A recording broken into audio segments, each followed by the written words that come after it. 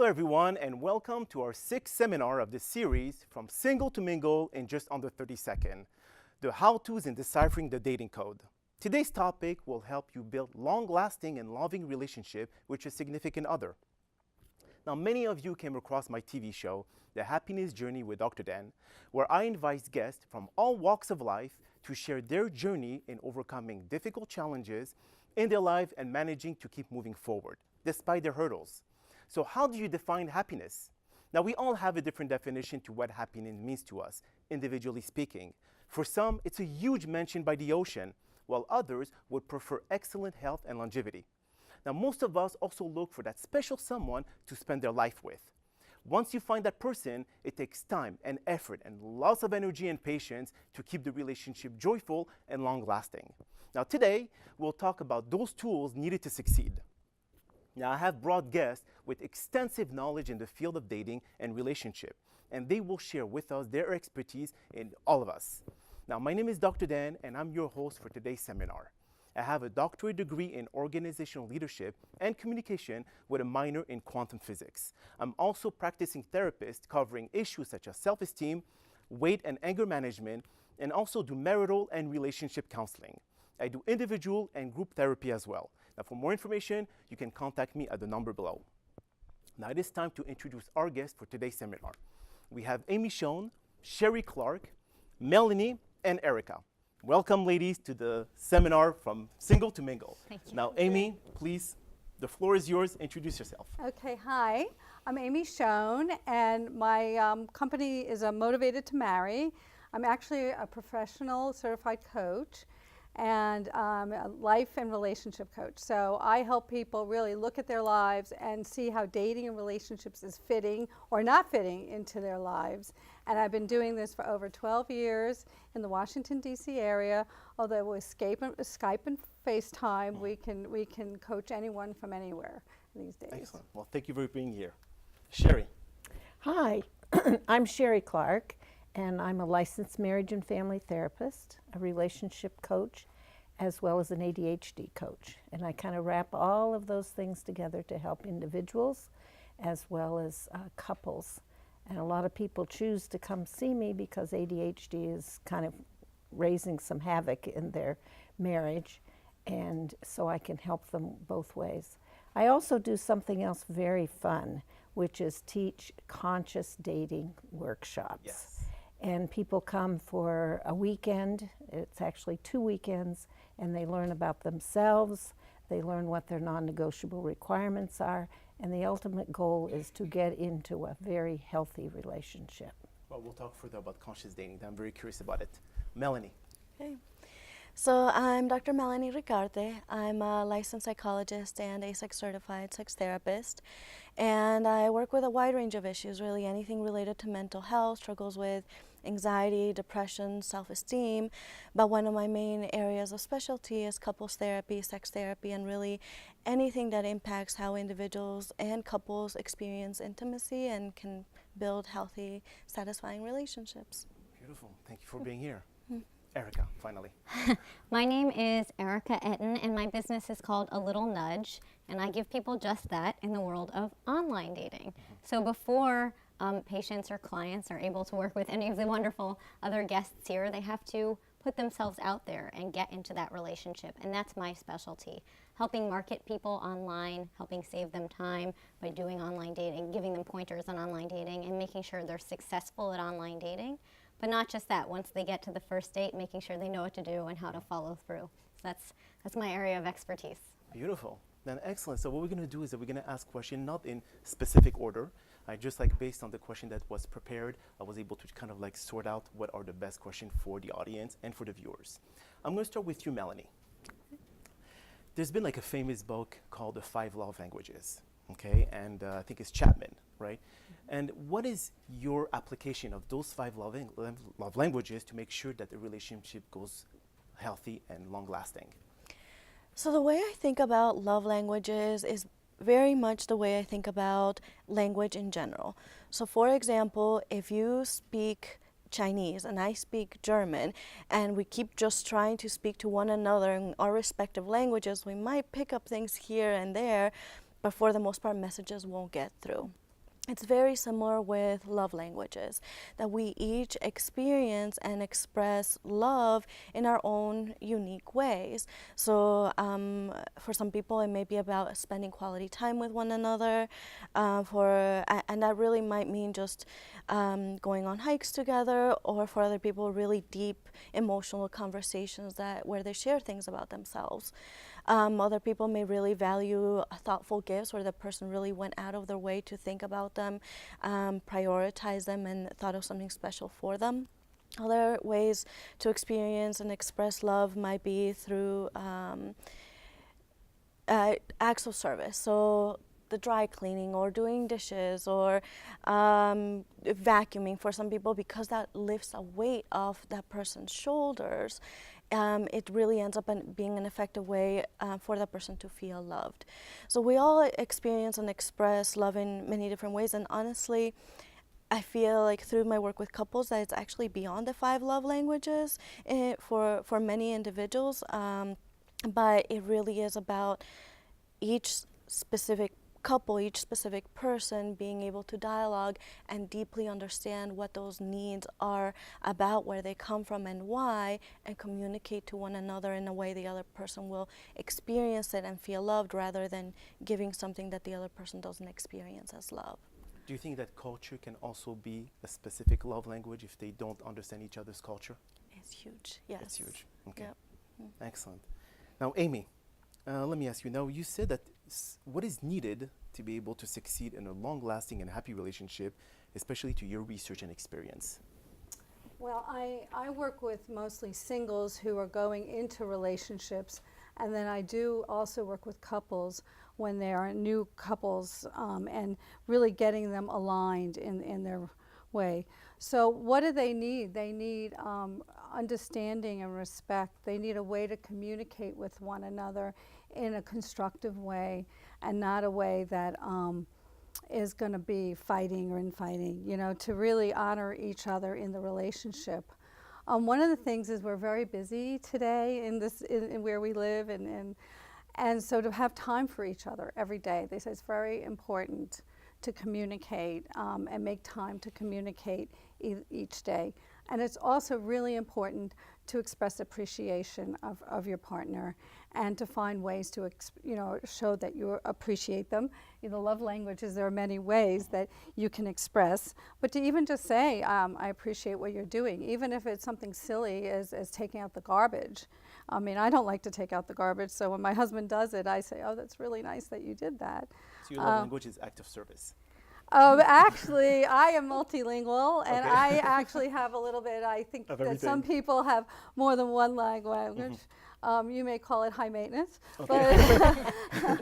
but I like a lot of different things. So yeah, but I do appreciate the acts of service. So the other thing is they show that couples that last a long time, because I interviewed several couples who had marriages over 50 years, that they have the stickiness factor. And so it really is like a commitment to the relationship. It's the commitment to the marriage or the relationship. And, you know, there are ups and downs in every relationship. And you and I, you know, I mean, I've been married twice. This is my second marriage. So you really need to kind of have that kind of person who's going to stay the long haul and work things out with you. And I really kind of, when I coach my clients, to help them really look for people who have that kind of commitment to the relationship and to work through things. Excellent. Sharry, you mentioned in the beginning when you introduced yourself something about conscious dating.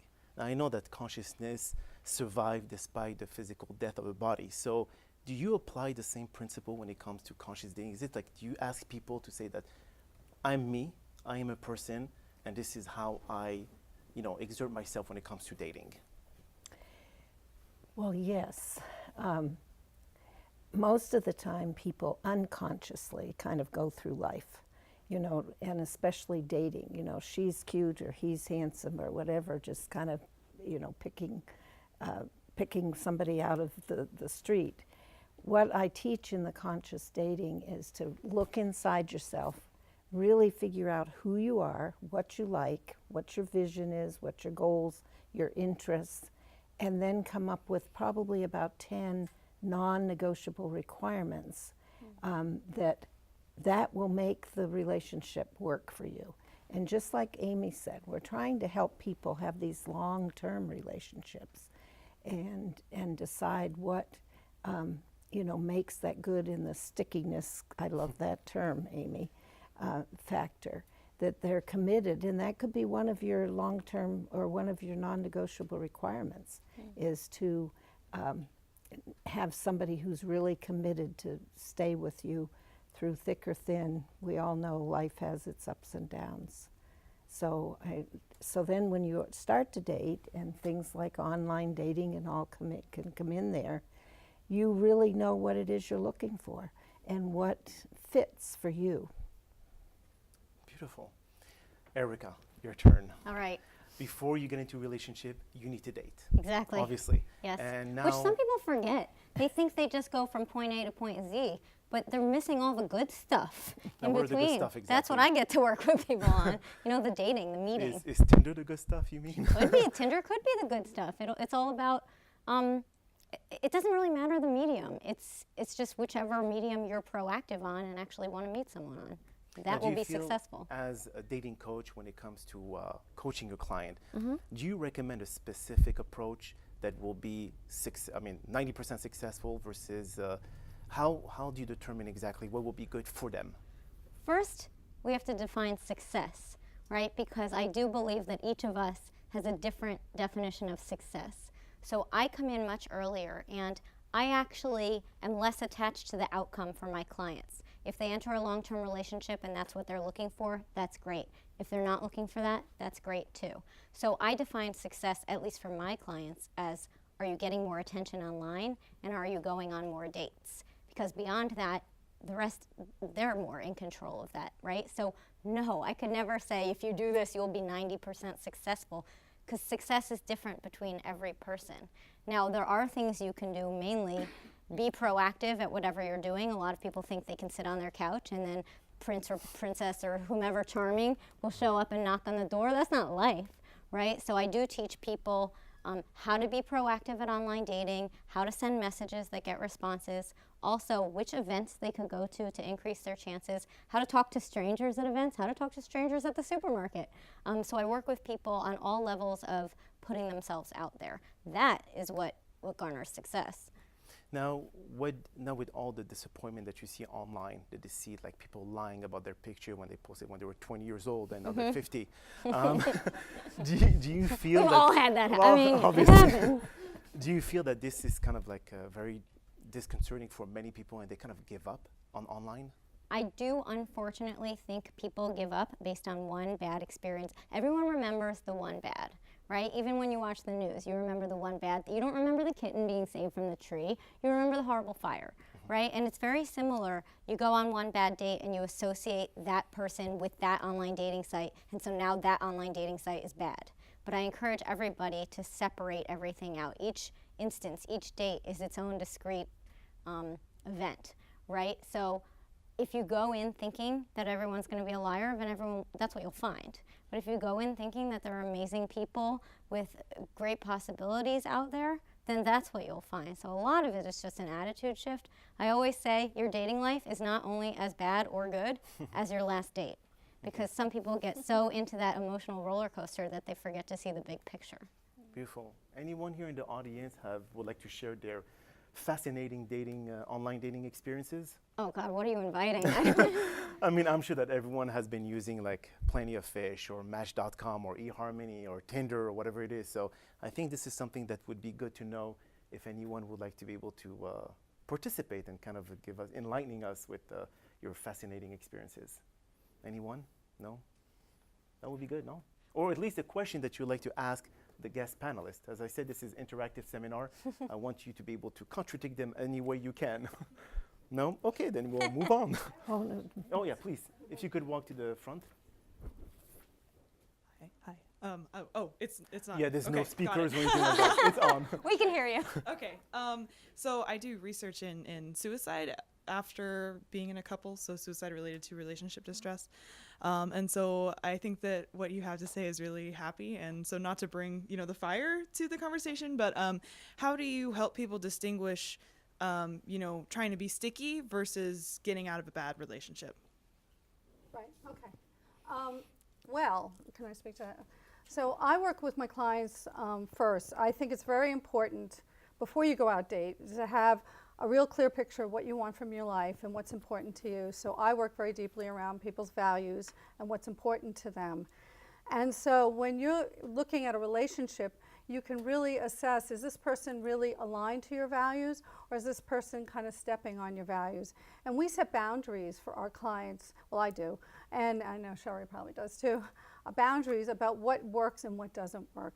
And so if something's not working, we talk about it and see what's not working, and then determine whether it's something that is toxic. There's safe relationships and toxic relationships. So is it something that's safe? And not every relationship's a good fit.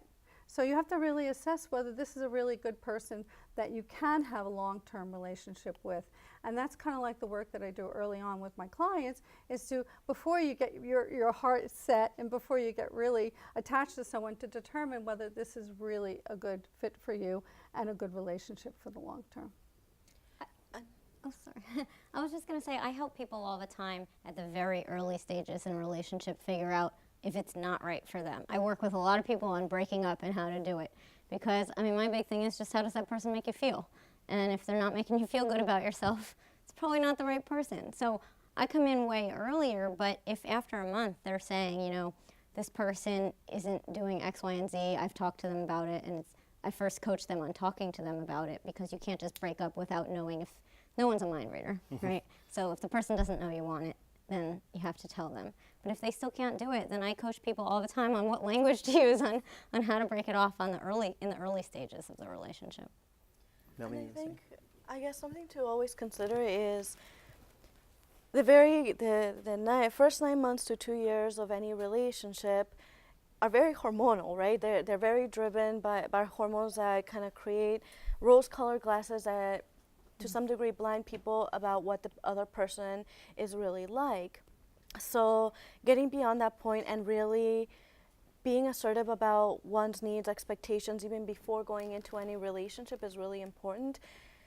But beneath all that is really having a deep understanding of kind of one's cultural family background, emotional triggers, and what might lead one to end up in a toxic type relationship, especially if it's anything similar to what they experienced with their parents in past relationships. It's easy to repeat cycles and then to have a really hard time getting out of those really negative moments. And so that's when, you know, when a relationship ends, and if somebody is really afraid of abandonment, they may experience suicidal thoughts. It may not just be the end of a relationship, it may feel like the end of the world to them. They may go back to being that 5-year-old that was left by their father, and so on. So it's really important to kind of get to this place of groundedness when it comes to understanding family history and triggers and so on, a sense of mindfulness about what's important to each individual before even entering relationships a lot of the time. May I say something? Yes, go ahead, please, Sharry. I would agree with everything that's already been said, and that's one of the reasons people choose coming to see me, because I'm both a therapist and a coach. And so, yes, sometimes there's those childhood issues, and I work with people around, you know, is this an abusive relationship or toxic? We work around relationship readiness. Sometimes a person isn't really ready for a relationship. They've come out of a bad experience, or they've got financial problems, or they've got emotional problems. And so I help them look and see and research those things and do the work that they need to do so that they're in a better spot for this new relationship. Perfect. Go ahead. Hi, I've been more successful in online dating with long-distance relationships than with local relationships. I was just wondering if you all have any thoughts or viewpoints on differences or the sameness between long-distance dating and local dating. Well, I would say you still need to meet that person. You know, sometimes people do a lot of things online, and we can do all kinds of things when we're, you know, typing on the computer and sending pictures, present or past. Very fast. And so meeting meeting some people online is okay, but have that one-on-one, face-to-face time many, many, many times.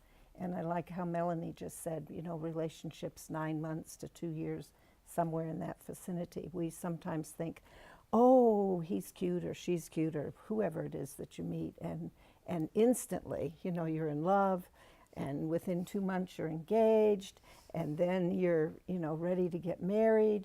And then you go to see Amy. Yes. and then that's why we have such a high divorce rate, because people haven't done the preparation, they haven't done the healing, they haven't figured out who they are, and then they get into these relationships, and then, as you say, they might have some hang-ups. I'm afraid I don't want to be alone.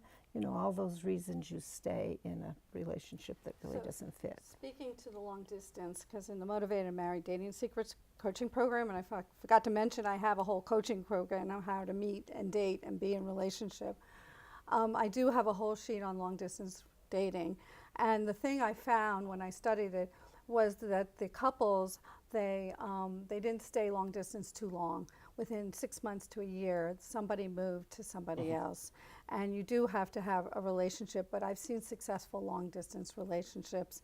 And it's all, again, about the communication and making sure that you do have constant communication, talking, Skyping, whatever way. But eventually, and actually I have a different point of view, my clients, when they do the work and they know themselves, then they actually get engaged within 6 months to a year. But I'm not talking about young people in their 20s, I'm talking about people in their 30s and 40s and 50s and beyond.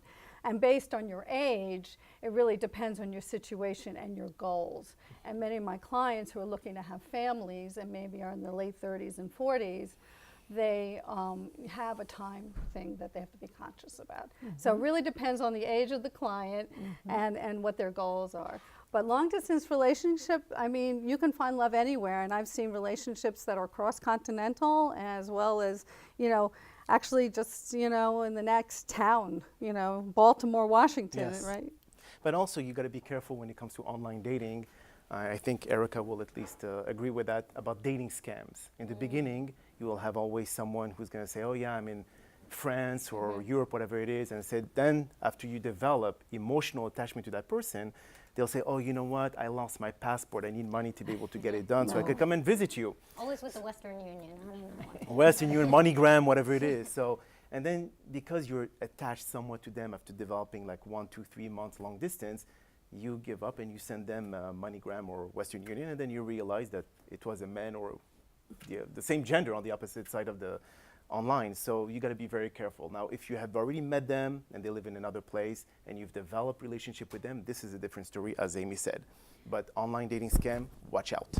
And going with that, and I don't know if you ladies would agree, might be the idea of not talking for 2-3 months, but trying to meet sooner, because once there's a lot of that emotional investment through talking for too long or chatting for too long, sometimes not even over the phone, it might just all be words and text, that there's a certain investment, and then when people meet, there might not be any connection, or, you know, they might end up realizing it was a scam the whole time. Right. That's a good point. I'm coaching a woman right now. She's 69 years old. She met, and when I do air quotes because they have not met in person yet, a man on eHarmony she's very excited about. I told her exactly that. You have to temper yourself because you build up these expectations in your head before you meet someone. Now, the gentleman who asked the question, I don't know your situation, if you're meeting quickly or not, but I suggested to her, if he cannot meet you, she lives in Virginia, in a timely fashion, you need to Skype or FaceTime. Good and point. he is dodging that. And I told her, give him an ultimatum, you gotta Skype within the next week or else call it a day. Because ultimately the only way to know if there's a connection is to meet in person. Very, very good point. Amy, question for you. Now, you said that you do your class, your coaching is, you know, marriage-minded, right? Motivated to marry. Yes, motivated to marry. Now, when you coach someone, can you know based on your conversation with them if they're really motivated to marry someone? Or sometimes they don't even know what they want, and this is the big problem. Yeah, well, some people do come to me and they think they're motivated to marry, and they go through my process, and then what comes out on the end, because we really look at how do you feel about marriage, and how you feel about marriage is how you date for marriage. And dating just to date is a different purpose. So it's purposeful dating, and dating for marriage, people are dating for a purpose. Okay. So there are characteristics of a motivated married dater, and I have about 20 in my program. But for today, I'm not going to take up all No. your time.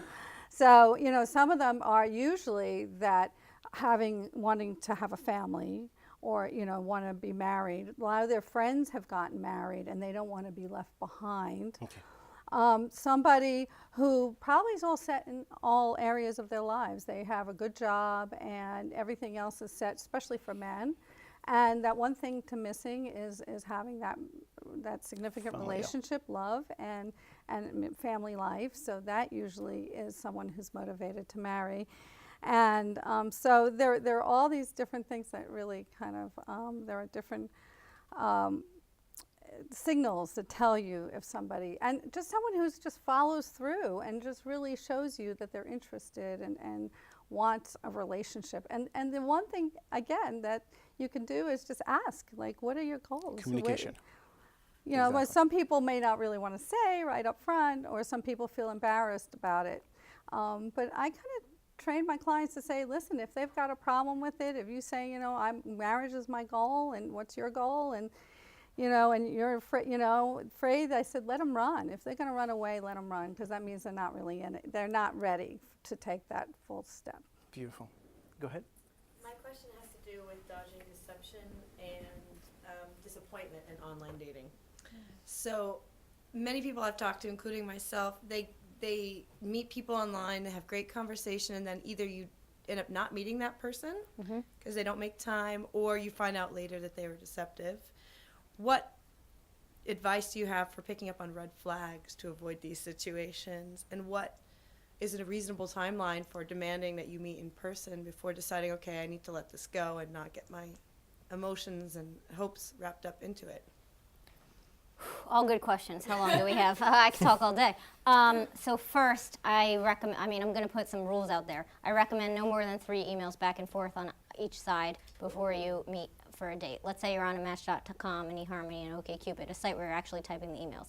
On Tinder, Bumble, any of the apps, within a week, you need to make that date. Because ultimately, like you said, people have short attention spans, they don't make the time, and 2, it's like you lose that momentum.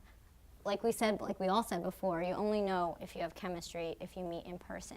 I would not demand meeting in person. However, if you are a woman looking for someone of the opposite sex and he is not on the ball with asking to meet, you can say in a nice, non-aggressive way, hey, I'm enjoying this conversation. Should we meet for a drink or coffee to get to know each other? Then make it even easier. I'm free Monday or Wednesday if either works for you, right? You've made it as easy as possible. So that way, look, if someone's going to deceive you, they're going to do that anyway. And you know whose problem that is? Theirs. They're wasting your time, but at least you know sooner rather than later if you're meeting them. It is going to happen that people aren't as truthful online as they should be. That's not a reflection on you. That's just a reflection on his or her lack of confidence. I tried to wrap that all up really quickly. I don't know if I answered the question. I like the suggestion of within a week and 3 back and forth. But how do you, it just seems like it's a culture of everybody's looking for Can I the ask a next best question? thing. Are you getting them on the phone? Are you talking to them on the phone first? People don't like Oh, phone no. calls anymore. I am It's anti-phone. texting. Even your Well, I'm family not. doesn't I want to think you call want to be able to They see you text have a phone call and you can talk to them. And my clients, I I disagree. coach to see if they have phonistry. People are So afraid to ask them and I say, I would disagree. like to talk on the phone before meeting you, because you want to hear their voice. You want to see if they can carry a conversation. Or Skype. Here's So the that rea- works for my clients. So. Here's the reason I disagree with that, too. 1, people aren't as good on the phone necessarily as they are in person. You get people who are bad on the phone who are great in You person. can And learn 2, something from somebody. true. And 2, what are you going to talk about on the date if you've already talked about it on the phone? Well, you So can tell your again, whole life. if we don't have to agree, it's okay. If you're setting aside the time to do that phone call, I'd rather just have my clients anyway set aside the time.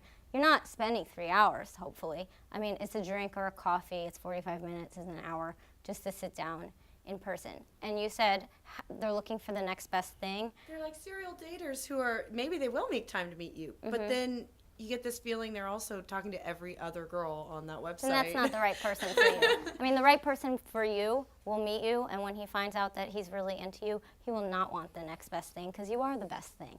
But that's unfortunately, again, do I think online dating makes people a little less Shady? likely. I was going to say less likely to commit. Yes, some people, but I think if someone wants to commit, he or she will, regardless of the avenues that are out there to meet other people. Thank you so much. And you asked about deception, and and I don't know what you'll think about this, but you know, I've done different research on men and women and deceptiveness and so on during dating, and you know, there's books on the male brain versus the female brain, and something like 70% of men are really likely to lie both about their work and their income and their height. Those are three things that men tend to lie about, and women tend to lie about their weight. So the going into it, people try to present themselves in the best way possible to attract a partner. So I'd say from the first date, maybe by the second date, figure out their last name. You know, find the last name and see if you could do a Google search and so on, because and so figure out if their education is right. I mean, it's okay to ask for their ID, right?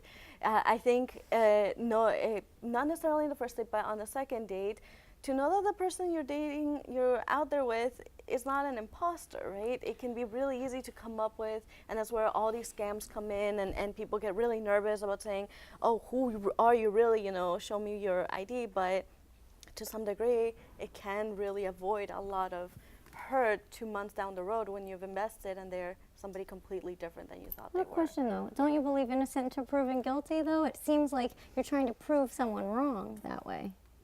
Not in dating. I don't know. That's all right. But then again, if you go online and you see like a picture of someone and the picture is just basically the face, then you start doubting, said, are they a whale Oh, yeah. or not? I mean, you know, Red it's flags. Okay, yeah. like to a that's certain true. extent. I mean, you just said about lying about They the only have weight. one picture and it's fuzzy. It's fuzzy, yeah. It's blurry. And you The can't only tell way where you they know are. that is to ask. But, you know, you Like don't a know if full body someone's picture? dating 1,000 other people. So again, the bottom line, I think what we're all saying is if a guy is not, you have to see who's coming up to the plate and who's going to follow through. agree with that. And really, exactly. And so really, if somebody's not playing ball, then just move on. And listen to your inner voice. And now we have everyone here. Oh, boy. Wow. Online ladies. gets a lot It was of it. tumbleweed before. First of all, you know, as it's tending to get a little scratchy up here, let me just say, I am hearing something good from each one of you. I love the part about the consciousness. I love the fact about, you know, your ultimatums, what you look for, and you know, you have to have your drop dead things that you're going to look for in a relationship even before it blossoms. And the fact that, and I see we all are in stages. As I sit here and I listen to the four of you speak, I can easily relate with you because there's a stage that you're at, and it's, you know, the dating stage, and it's nowhere involved in where these two ladies are probably even on the I further have a dating end, plan further for my end. clients. And, I you know, have a as I whole put- template, yeah. As I could see like stage one, stage two. No, You're this is ongoing. Stage one. You're And then you have the terminal stage. you're ongoing. But Yeah. the fact that, you know, what me as a elderly, well, I'm getting older. My next birthday I'll be 50. I've been married. Oh, that's baby, you're not baby. I've been married 3 times. Oh, okay, get it right this time. So I've tried, you know, relationships in many different forms, but I like sticking with the part of, you know, just knowing who you are first before you very can get out important. there and start trying to, you know, meddle with someone else. And then also, you know, and it's weird how I think, you know, a lot of things have changed. And then whereas the first 2 things that used to always come out someone's mouth and say, well, my first 2 things are always trust and honesty. You know, and that is, you know, that hasn't come out of, you know, please don't get me wrong, out of any mouths. You probably said it in a different form, but, you know, I actually look for those concrete words. Hey, you got to be truthful. You got to be honest. And then we wouldn't be running into the issues of, well, is he this or he's that? Is he giving me this online? Is he giving me that online? With the dating, you know, just going out and just saying, just date. You know, just get out there. Get used to dating. Get used to dating. But really, is it, you know, do you really want to keep going down that line when, you know, you already have those drop dead issues? You say, this is what I'm looking for right So here, yeah, right here, right fine here, tuning your right here, process, fine-tuning, right? you know, so And really making it tailored so you're not what I call haphazard dating. You know, that you're looking, and really the top ways people meet people today is number one, online dating, yes. And 75% of my clients who've been successful met their partners online.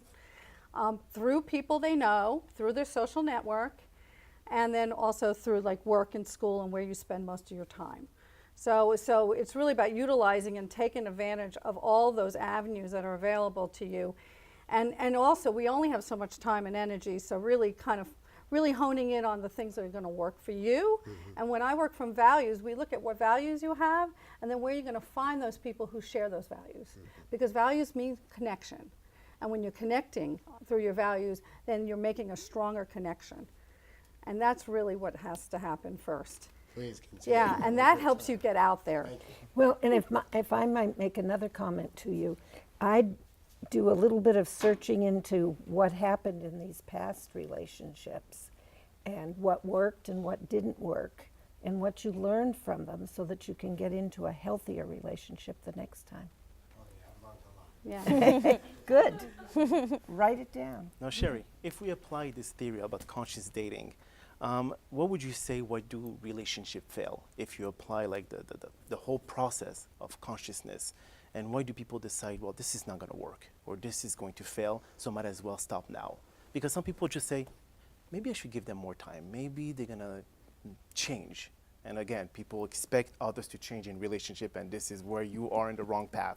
So why would you think that the relationship would fail in the conscious side of it? Okay, so I was thinking your question was two things. Why do relationships fail? But that's, or why when you're in the middle of this conscious dating? Yes. Okay, you figure out. Well, this again, it takes in the time, it takes in, you know, where you began, what you know about yourself. And I was actually I gave a class last night at a marriage retreat weekend on the 5 love languages. And I was, you know, somebody was asking about, you know, what conscious dating, and I said sometimes I'll have people come to my class who are already engaged. And in this process of learning more about themselves and throughout the weekend, they'll see, like you said, the red flags come up. You know, the person isn't totally committed, or the person has a control problem, or an anger problem, or the interests are not the same. I like what Amy said. You know, one of the things when you're out there dating, go to places that you like, then you're going to meet other people interested. So very consciously, you're kind of got a little checklist, and being aware and acknowledging and being honest with yourself. This is one of the She things. said Honest and trustworthy with yourself that, I'm having some bad feelings here. I'm having, you know, red flags are going up, and I'm going to pay attention to these, and I'm not going to just keep on going because I'm afraid and I don't want to go through this process again. So really getting in touch with yourself and listening to yourself and acting on what you see and feel. Beautiful. Or even feeling, like you say, feeling that you might hurt that other person. Right. You know, because you know, you say, okay, you gotta pay attention to those, because that's where I'm at now. You know, the red flags have gone up, and I'm sitting back and saying, well, maybe not. Well, maybe not. Well, maybe no. And then you gotta really say, hold on, wait a minute. No, I can't. You know, this is it. So I have to understand and separate that I don't want to hurt someone else, mostly myself. Well, don't settle. That's the thing. Exactly. And that's what a lot of people do. They You end hurt up others settling. by staying in a relationship that's not a good relationship. And you waste a lot of time, and our time is so precious. And I would say too, like if you're, not you, the collective you, are so worried about rocking the boat because it might impact the other person so much, like that's something to look at too. Like if you're so worried to bring something up that's upsetting you because God forbid it might shake things up too much, then that delves into just the communication between two people. So that's important to think about too. I'd always much rather rock the boat than stay in something that's not good. And then people end up in Melanie or my office with, you know, a lot of conflict, a lot of pain, a lot of hurt, Yeah, anger. and anger. And, you know, sometimes when I'm working with people, I say, how did you two ever get together? You shouldn't have been together, but you are, and maybe children are involved then, and that's sad. It's much easier to break an engagement or break, just a relationship than go into a marriage and go through a divorce. That's not a happy place. And going with a consciousness perspective, I think some people have such a hard time really loving themselves that they won't leave a bad relationship because they really don't feel they can find anything better. They may be amazing, wonderful people, and everybody around them feels that way, but they don't feel it, and so they stay in an awful relationship because they feel they won't find better. Self-esteem, self-confidence. Yep. That's correct. You had a question? Well, she just addressed my point. If you're worried in a relationship, that's not necessarily about the relationship, that's about yourself. And so if you're worried, if you're fearful, if you're experiencing any kind of negative emotion, you really can't see clearly enough to know whether it's the relationship or yourself, and it's really all about self-work. And really, if you want to have a great relationship, you start with a great relationship with yourself. Because if we're searching for solutions outside of ourselves, ain't gonna, you might find some happiness, but Or you're you might still connect you. with the wrong person for the wrong reasons. Yeah, you're attracting somebody who resonates with your problem. Right. Yeah. Law of attraction, and sometimes it's negative, sometimes it's positive. That's correct. Those are good points. The researcher, go ahead. Yeah. Well, this don't tell my advisor that I'm gonna ask this question, but so Tinder keeps popping up on your little video thing, and what I've heard about Tinder is that it's kind of like you meet and you have sex and you leave, but we know sex is really important in a relationship, especially an intimate relationship. So, how important is it to be sexually intimate in a relationship, and then how early can you be sexually intimate in a relationship without kind of like ruining Committed. it? You're right. I need to start with the Tinder question. Tinder is not just meet, have sex, leave. People have given Tinder the connotation of it's a hookup site. However, any site is for anything you want. You can have a relationship from Tinder. You could have a hookup from eHarmony. You go in, and it takes two people. So if you're saying, oh my God, I went on Tinder, I met him, and all he wanted to do was sleep with me, well, you took part in that too. So you were a willing partner. So I just want to put the kibosh on the view that Tinder is only for sex, because any site could be for any stage of a relationship. My nephew met his girlfriend. He's been with her for 2 years on Tinder. It seems like Tinder works for that little younger, late 20s, 30s, and I know some other couple that met through Tinder. So, like Erika said, it's not the vehicle. It's it's how you set up your boundaries and what you put out there. Right. And my clients are saying, I'm looking for a serious relationship leading to marriage. And so they're meeting like-minded people, and they're weeding out people who want just a hookup. And so with my clients, we set that boundary, set the timing, and I believe you need to get the emotional, mental, and all the other things set before you're ready. You have to feel comfortable about going that next step, because when you become intimate with somebody, it changes the whole relationship, and you have to be ready for that step. So there are hurdles and stages you need to go through in any relationship. And in the Motivated to Marry Dating Secrets program, I give you that step-by-step process. And we have to decide when you're going to become intimate and at what point. That's going to, not we, but it's discussed. And I'm not involved. but it's really a conscious decision, and it's part of the process of dating. And when you're dating for marriage or dating for serious, I suggest that you hold off just a little bit. And I had a couple, and they were, she was 40, and they met, they loved each other, they met online, and they were a couple. But they agreed that they were not going to be intimate until they got engaged. Now, they didn't quite last that time frame, and it was like 3 months. We're not surprised, huh? It was like 6 Did months. they get engaged like 2 days later? No, not really, but they didn't make that, but they did. They're married, they have 2 wonderful kids, and I think it served them to wait. Yeah. Melanie, I wanted to ask Yes. you a question, and I think you're going to be able to add whatever you wanted to ask. We all know that when we get involved intimately with someone, this is when fight starts, okay? Because beforehand, you could like honeymoon stage, so to speak. Now, when it comes to fighting fair, and I know that people always bring the past, to be able to add into the equation, and then it end up adding and adding to the frustration and anger, and then it becomes World War III. Now, what is fighting fair in a relationship for you? So fighting fair is one rule would be do not bring up the person's past to wound them, to win the fight.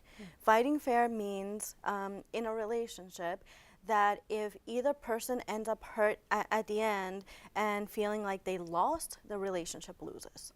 So in order to actually fight fair, you actually remove the fight out of it. You're not actually fighting, but you're compromising, you're empathizing, you're trying to be as kind as possible even when angry. You're not attacking the other person where it hurts them most. That is the most hurtful thing you can do during an argument, to try to just attack them at their self-esteem or I mean, because words are very much like weapons. So imagine that every word that you use to hurt someone was basically like a knife. The other person would be dead.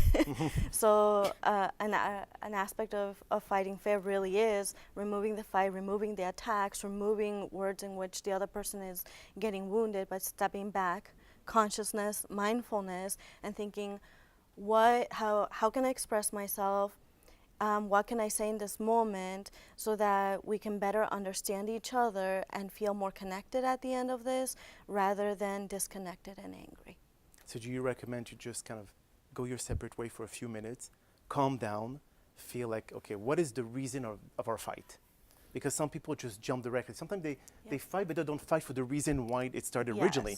It just kind of like triggers something else or emotions from the past that was never resolved. Exactly. So that's how they go. So the separating for an hour or two or maybe 10 days and then come back and Not 10 days. So what's key about that is that people often get into pursuer distancer patterns, and this is often a dynamic specifically between men and women. So men get activated and they feel overwhelmed, and then they want to kind of stonewall, they want to separate, they want to emotionally disconnect because it's too much, while women kind of are more prone to sustain higher levels of emotionality and be okay with it without shutting down. So in those moments when either person, and that's why I'm generalizing, it can be flipped, when either person already feels emotionally activated, nothing is going to get resolved because you're in fight and flight mode, you're fighting, you're saying things to attack the other person or to defend yourself, but you're not problem solving. So when any person is activated, yes, taking some time to cool off, but always coming back. Because if one person ends up feeling like it's unresolved, they might end up feeling abandoned, and then it won't feel good, and then the conflict will continue over and over and over again. And that's why screaming, what's the point of screaming? Because everyone wants to be heard. So more you yell, and more the other person is going to try to yell louder to be able to be heard. Yeah. So keep yourself low decibel. That's the best key. I think it's really important to know your spouse because, yes, sometimes we need to withdraw. Some people need to withdraw, but other people take that withdrawal of, you don't care. Mm-hmm. You're not willing to stand up and deal with me. And now that other person, it's like, oh, well, if I can't say anything, I've had a rough day at work, I can't deal with this right now, I'm just going to take a little time. And the spouse takes it as, oh my God, you're not willing to deal with me, and you're ignoring me and things like that. And so it's really important to get to know the dynamics of where you came from, because everybody's different, and no piece of advice you give today is going to apply to every situation. None. Well, something I'd say about that, I have my couples. Timeouts are a very big tool we talk about. And it's not just for children, it's for adults. Yes, but both spouses have to be in a place to understand that, because if they don't, it's throwing gasoline on the fire. Right, and that's what needs to be. So right. What you're saying is, well, you have to have counseling, or you have to know your spouse. Right. Well, there's a perfect way, but then there's real world. Right. Well, what I was going to say is the couple themselves talk about timeouts, and they come up with a signal or whatever, whatever they choose, so that they know that when an argument, and this is before the argument, so that when the argument comes up, they can say, okay, I need a timeout. This worked perfectly with a couple I had in my office a couple months ago, and they actually came up with their own personal 4 or 5 steps of a timeout. This is wonderful, but what you're pointing out is those things only work after going through some therapy and working together. Called turtles and tigers. Okay, a turtle is somebody who needs to retreat and kind of like gain back balance, and a tiger wants to deal with it right away. And I know because I'm a tiger and my husband's a turtle. So I have an example where we were on our honeymoon, and we had a great time on our honeymoon. But there was a point where I kind of. I'm kind of like I'm the planner, and I wanted to make sure everything was good, and he just kind of like, had a moment, and he actually just, kind of like had to leave, and he went and he left the room, and I'm like, oh my God, my marriage is on the rocks, and then all of a sudden he comes back, and then and I said, how far did you go? And he goes, to the elevator, and that was it, because I understand that he reacts that way, and he understands how I react. So we worked on ourselves. We worked with a couples counselor. And so just like what you're saying is understanding the dynamics and how you are. And, I know I have abandonment issues because my first husband left the relationship, okay? And then, he has his issues. So like you said, you really have to know yourselves and know how you are. And you have to have a way, and I do couples coaching as well, because I love to say, how do you want to be when things get rough? To build like an insurance plan, to build a process that when it happens, you kind of understand what's happening before it happens. Was it answered? Pardon? Was it That's a answered? question. Partially? Well, no, not really. Really, the point comes down to everybody is individual, and when you start setting rules and setting tendencies, you get away from being able to find solutions because you're building expectations. And I like your approaches. We take the fight out of it. Okay, you all, but each individual has to sort of work on their own, and then understand, realize how their spouse works, understand how I work. I mean. With things like love language, when I started dating somebody, I'm not really good with words of affirmation. So if I start dating somebody, I tell them, look, if that's something that's important to you, you need to tell me because I become uncomfortable with that. Okay? So it's a matter of compromise, learning about yourself and the other person, and no single set of rules, no set of patterns is ever going to be a solution for everybody. Well, thank you very much. Go ahead. What advice do you guys have for introverts? Because I get online. Can you get closer to the mic? Sure. Oh, I didn't know it was on. Yes. What advice do you guys have for introverts? Because I get online and then I get so overwhelmed and then I stop and then maybe like a year later I'll be like, let me try. So what do you coach people who are like that? I work with a lot of introverts, and I understand how overwhelming it can be sometimes. As an extrovert, I'm an extrovert. I try really hard to understand the other side because that doesn't come naturally to me. And I will say online dating can be an extremely overwhelming place. So rather than seeing it like a whole marketplace, like you go to, Wegmans and you see the whole supermarket, like focus on what you're looking for, right? So you're not looking at the produce and the ice cream and the frozen pizza. You're just looking at the produce and you're like, okay, this is a good apple. I think I'll try for this. And that way it makes it, that was good. I just came up with that. That way it makes it seem a lot less overwhelming when you're just focused on one person at a time. Remember, everyone's feeling this, right? So this is not natural to anybody, right? So just going in, knowing it's going to be overwhelming for a few minutes, trying to focus on, narrow it down to a few people, say every other day, who interest you. Send a message to a few people every other day. I think most things in life you can break into little baby steps that make them seem a lot more manageable, including online dating. I got a question for you, Melanie. I know a lot of people would like to hear, and we have at least 30 seconds left for the show. But let's talk about sex. Yeah. Okay? Yes. Now, I know that a lot of people will like this kind of subject. Now, when it comes to a healthy sexual relationship, and I know a lot of people kind of like look at it as something just a quickie, especially like on online dating and all. But in a relationship, what do you recommend when it comes to establishing a healthy, long-lasting sexual relationship?